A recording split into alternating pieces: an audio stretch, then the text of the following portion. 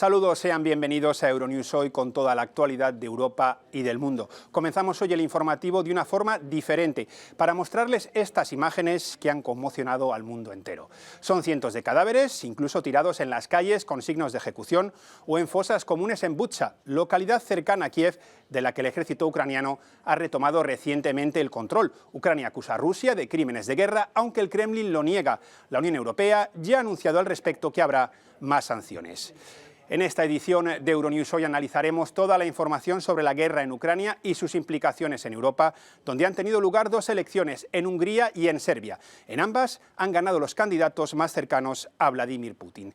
En Latinoamérica, elecciones igualmente en Costa Rica y nuevo brote de violencia en Ecuador, donde un motín en una cárcel ha dejado numerosos muertos. Comenzamos y lo hacemos, como siempre, con nuestros titulares. Los cuerpos a lo largo de las calles de la ciudad ucraniana de Bucha se convierten en una de las imágenes más trágicas de la guerra.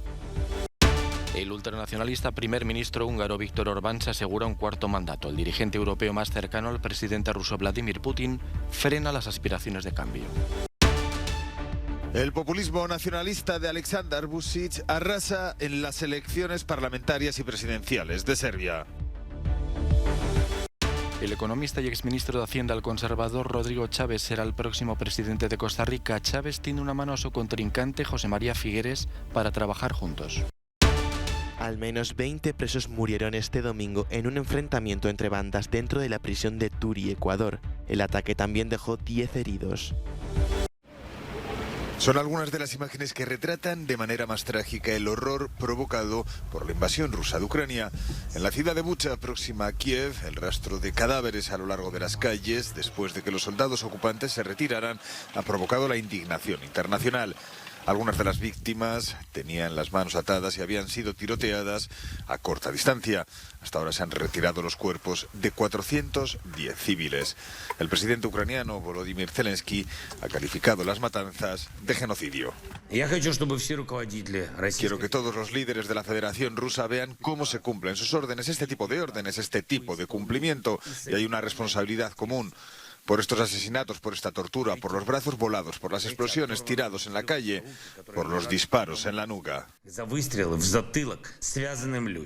El secretario general de la ONU, Antonio Guterres, ha expresado su conmoción en las redes sociales y ha defendido una investigación independiente que conduzca a una rendición de cuentas efectiva. Muchos políticos europeos han condenado a Rusia, algunos incluso piden que se prohíban completamente las exportaciones de gas ruso. El canciller alemán es partidario de una mayor presión sobre el Kremlin. Decidiremos sobre nuevas sanciones en el círculo de aliados en los próximos días. El presidente Vladimir Putin y sus partidarios notarán las consecuencias y seguiremos proporcionando armas a Ucrania para que pueda defenderse de la invasión rusa. El Ministerio de Defensa ruso ha rechazado, sin embargo, las acusaciones de atrocidades contra civiles en Bucha y otros alrededores de Kiev. Ha solicitado, además, que el Consejo de Seguridad de Naciones Unidas se reúna el lunes para discutir lo que califica de provocación de los radicales ucranianos. Sergei Kaplishny nunca hubiera podido imaginar que viviría la experiencia de los horrores de la guerra. Trabajador del ayuntamiento de Bucha, fue viendo cómo las calles de la ciudad se iban llenando de cadáveres durante los días que duró la ocupación rusa. Al principio, no les dejaban recogerlos. Este es el perímetro dentro del que ellos nos permitían recoger los cadáveres y enterrarlos. Sin embargo, cuando los nuestros salían fuera, ellos disparaban a sus vehículos en los controles. Iban recogiendo cuerpos bajo su propia responsabilidad, para que esos cuerpos no fueran devorados por los perros.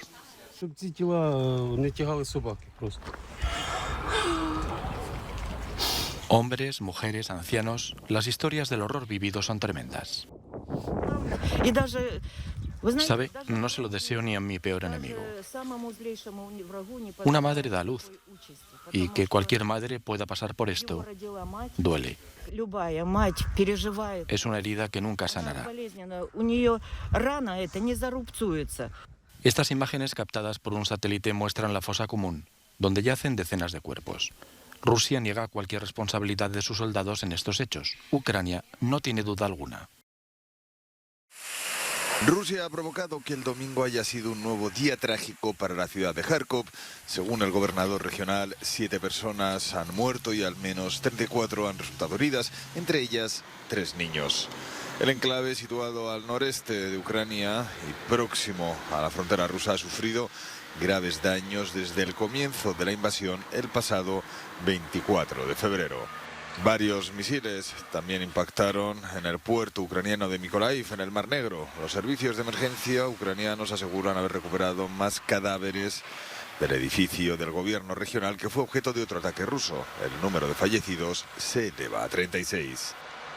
Las sirenas antiaéreas volvieron a sonar el domingo por la mañana en Odesa, donde se levantaron espesas columnas de humo en diferentes lugares de la ciudad. Las autoridades ucranianas no han informado de inmediato de la existencia de víctimas, pero lo que hay con seguridad son daños en la infraestructura logística. Las zonas empleadas en el almacenamiento de combustible estaban en llamas. Los puertos del sur han sido otro de los objetivos constantes de Moscú, que intenta aislar a Ucrania del Mar Negro y crear un corredor desde Rusia hasta Crimea. El Kremlin está volviendo a desplegar sus tropas hacia el este y el sur, y los dirigentes ucranianos advierten de que se avecinan duros combates.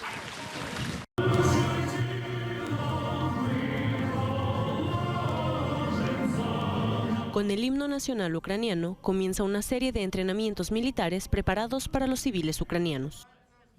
Tras el himno, se recuerdan las normas de seguridad. A 20 kilómetros de Odesa, en el suroeste de Ucrania, estos simulacros se realizan todos los días desde el comienzo de la invasión rusa.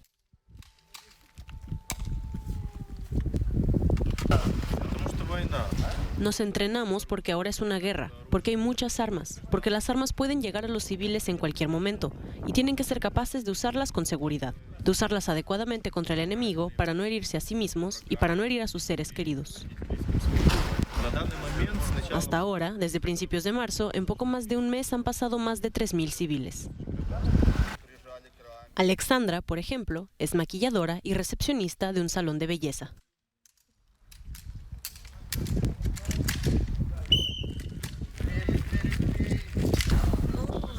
Por desgracia, la situación en nuestro país ahora mismo es tal que hay que estar preparado para todo, así que decidí hacer el entrenamiento por si acaso, ya que no quiero ir a ningún sitio, quiero quedarme en casa, pero por si acaso es necesario para protegerme a mí y a mi familia. Ahora Alexandra viene aquí una vez a la semana. Casi la mitad de los que reciben formación militar y el 30% de los formadores son mujeres. Más de la mitad de los aprendices que pasan por aquí acaban prolongando su formación para incorporarse a las unidades de defensa territorial. Sin agua, alimentos, combustible o medicinas, los ucranianos, en su mayoría mujeres y niños, siguen huyendo de sus hogares, de sus ciudades invadidas, creando una avalancha de refugiados que Europa no había visto desde la Segunda Guerra Mundial. Ya son casi 4.200.000 refugiados ucranianos los que han huido de su país desde el inicio de la invasión rusa, y unos 40.000 más han llegado en las últimas 24 horas, según datos de la ONU. Además, calcula que hay casi 6.500.000 desplazados internos en el país. Hay refugiados que huyen del asedio de Mariupol hasta alcanzar Zaporilla y los que huyen de los bombardeos de Kharkov hasta llegar a Polonia. Sí, lo hemos visto, da mucho miedo. Una familia del suburbio de Kharkov se topó con minas terrestres. Fue muy aterrador. Solo un niño sobrevivió. Es una situación horrible en Chuguyev. Hay mujeres violadas que llegan a los hospitales. Cosas horribles. Nos bombardearon mucho. No quería huir. Quería quedarme, pero tuve que irme. Hay mucho ruido ahí. Durante toda la semana pasada estuvo muy cerca de nosotros y solo está sentado, esperando que pase algo. En total, más de 10 millones de personas, es decir, más de una cuarta parte de la población, han tenido que abandonar sus hogares, ya sea cruzando la frontera para buscar refugio en los países vecinos o buscando refugio en otros lugares de Ucrania.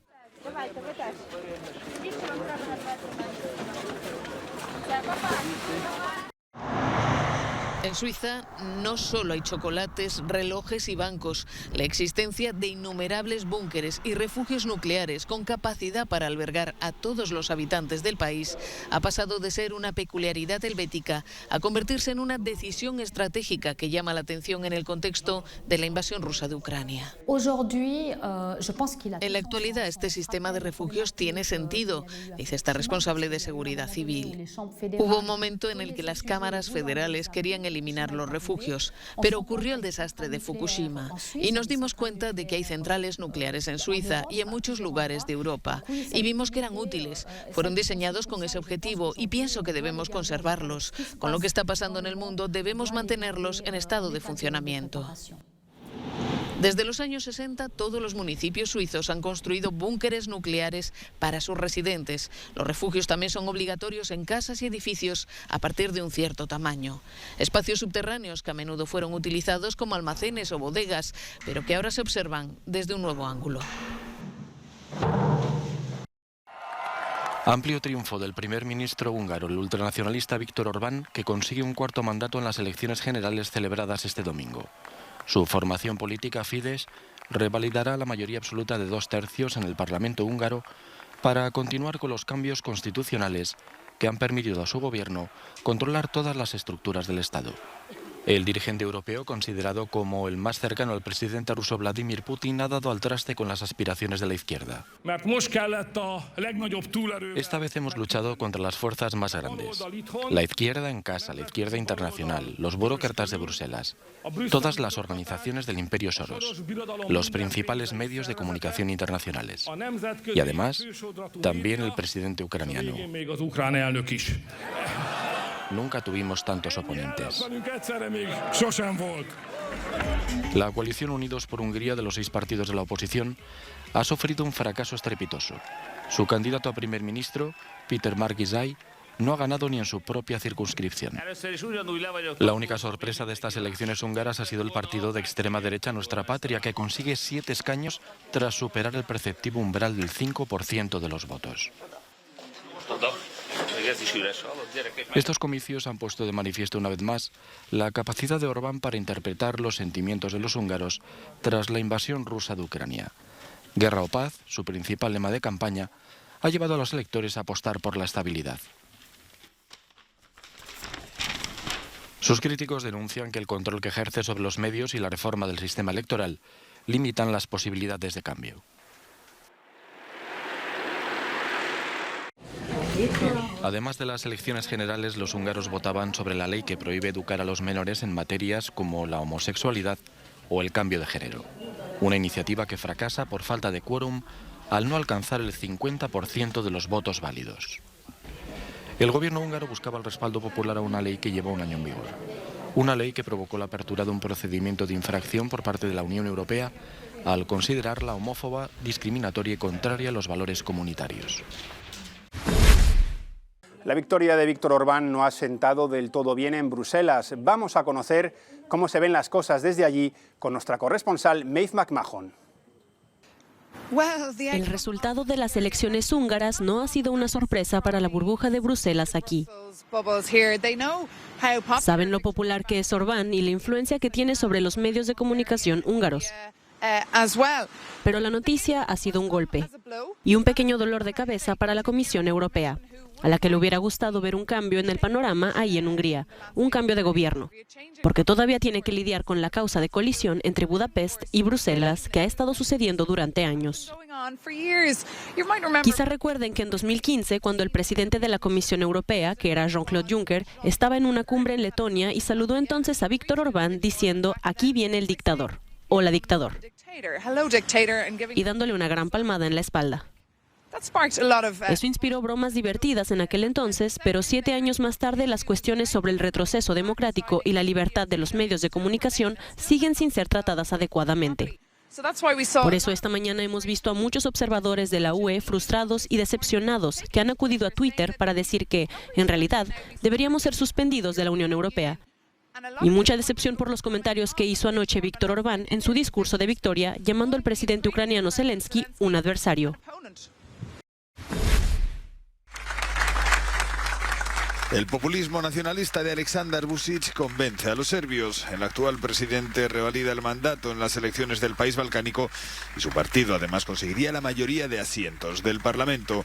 Se prevé que no sea necesaria una segunda vuelta y de esta forma serían 10 los años que Vučić lleva al frente del país. Creo que tenemos muchos retos por delante, pero lo más importante para Serbia es tener buenas relaciones en la región y por otro lado continuar con su camino hacia la Unión Europea, pero al mismo tiempo no arruinar sus lazos con los amigos tradicionales. Zdravko Ponos, general retirado del ejército que representa a la coalición proeuropea y centrista Unidos para la Victoria de Serbia, quedaría en segundo lugar con cerca del 17% de los votos. Los encuestadores pronostican que el partido progresista serbio de Vučić sería el más votado en el escrutinio parlamentario con alrededor del 43%, seguido de la coalición opositora que agrupa una decena de partidos con el 13%. Vučić se presentó a un segundo mandato de 5 años con una promesa de paz y estabilidad justo cuando Rusia invadió Ucrania el 24 de febrero. Los países occidentales están presionando para que elija entre sus tradicionales lazos con Moscú y la posibilidad de entrar en el club europeo. La respuesta del mandatario es que no tiene planes de desviarse de su juego de equilibrio entre ambas partes. El economista y exministro de Hacienda Rodrigo Chávez será el próximo presidente de Costa Rica tras ganar la segunda vuelta de las elecciones. El candidato del conservador Progreso Social Democrático trabajará para crear empleo, reducir el coste de la vida y la pobreza. Las acusaciones de financiación irregular de su campaña parecen no haber hecho mella entre el electorado, aunque la abstención ha alcanzado el 42,6%. Acepto esa advertencia como un compromiso para trabajar con más fuerza y patriotismo por Costa Rica, por construir nuevos consensos, con la humildad de unos y la generosidad de otros. ¿Saben qué? Haremos lo imposible por devolverles la confianza. Chávez pidió trabajar juntos a su contrincante, el expresidente José María Figueres del Partido Liberación Nacional, quien se había impuesto en la primera vuelta. Un mensaje conciliador en un país en el que la frustración crece entre una parte de la población por los escándalos de corrupción y el desempleo. Al menos 20 presos murieron este domingo en un enfrentamiento entre bandas dentro de la prisión de Turi, Ecuador. El ataque también dejó 10 heridos, 5 de ellos de gravedad.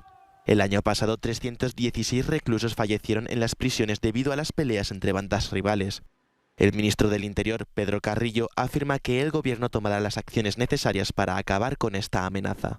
Las cárceles, lastimosamente, se han convertido durante mucho tiempo en una amenaza permanente, pero hoy existe la voluntad y vamos a tomar las acciones que sean necesarias. Los miembros de la prisión afirman que los enfrentamientos ocurrieron a la 1:30 de la mañana hora local. Estos surgieron debido a que una organización quería el poder absoluto del centro y algunos grupos se rebelaron contra ellos. Esta es la primera revuelta grande de este 2022 en las cárceles de Ecuador. Sí, por favor.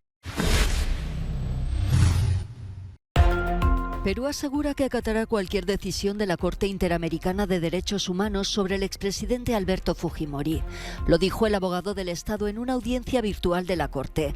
En la sesión, familiares y abogados de las víctimas de las matanzas de Barrios Altos y La Cantuta apoyaron un recurso para bloquear la liberación de Fujimori, dictada por el Tribunal Constitucional el 17 de marzo.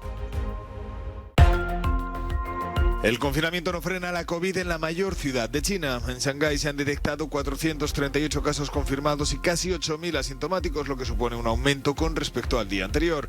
Aunque la incidencia es menor en comparación con otros países, el rebrote es de los peores desde el inicio de la pandemia, con 26 millones de personas además encerradas total o parcialmente en sus casas. Los Grammy llenan de glamour la noche de Las Vegas. Foo Fighters ha ganado 2 premios, incluido el de Mejor Álbum de Rock, justo una semana después de la repentina muerte de su batería, Taylor Hawkins. Olivia Rodrigo ha sido reconocida como Mejor Artista Novel y el grupo Silk Sonic ha recibido los galardones a la Mejor Canción y Grabación del Año. El presidente ucraniano Volodymyr Zelensky ha protagonizado una transmisión sorpresa. El Festival Iberoamericano de Teatro de Bogotá vuelve a iluminar Colombia. Se trata del evento cultural de mayor trascendencia en el país, así como del festival de artes escénicas más grande del mundo.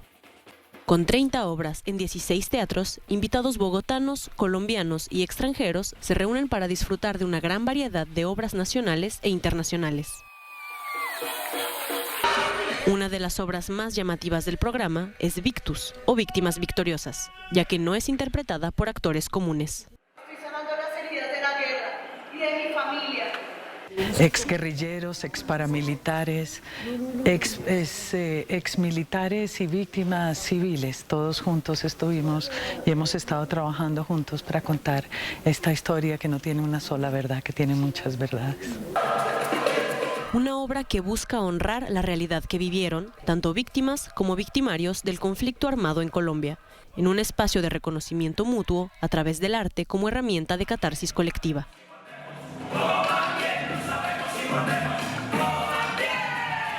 Básicamente Victus es recoger una diversidad de lo que ha sido el conflicto armado colombiano y convertirlo en un lugar de reconciliación, de arte, de memoria y de cultura.